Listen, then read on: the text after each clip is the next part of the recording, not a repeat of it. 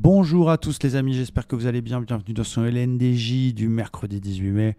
J'espère que vous avez la pêche. Alors ce matin, on a un DAX qui est quand même assez alléchant puisqu'il a cassé son canal baissier et il est au-dessus de sa moyenne mobile 50 jours.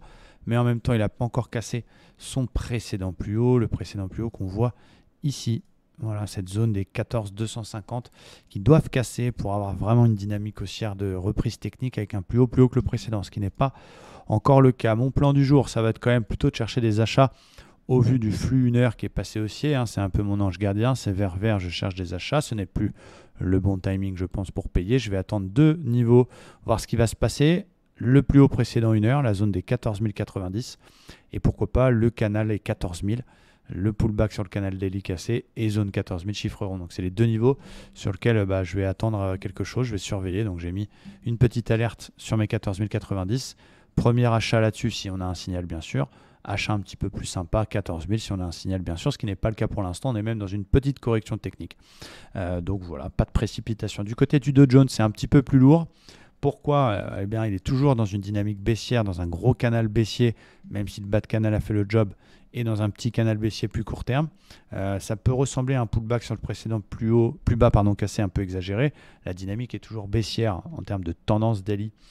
En 1 heure, on voit bien cette zone 500 très travaillée qui fait encore le job. Support, résistance. Ça casse mais c'est réintégré, ça casse mais on revient dedans. Donc je vais surveiller deux choses. Soit en effet la zone 500 fait encore une nouvelle fois blocage, c'est un pullback sur le précédent plus bas exagéré, on valide ce double top et donc je shorterai si on repasse sous les 320, je cherche des ventes jusqu'au 32 puis jusqu'au bas de canal daily.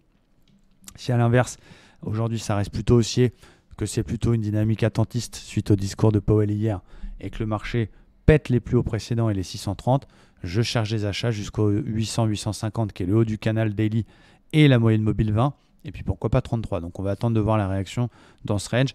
Cassure du range par le bas, cassure du range par le haut, on travaillera une vente ou des ventes et un achat ou des achats. Et tant qu'il est à l'intérieur du range, tout est un peu possible. On surveillera comme d'habitude les opères, etc. Donc c'est un petit peu plus lourd du cul du côté du Dow Jones et globalement on va dire des indices américains. Hâte de voir la réaction en début de séance du marché suite au discours de Powell hier. Voilà, j'ai hâte de voir ça, donc on va y aller tranquillement.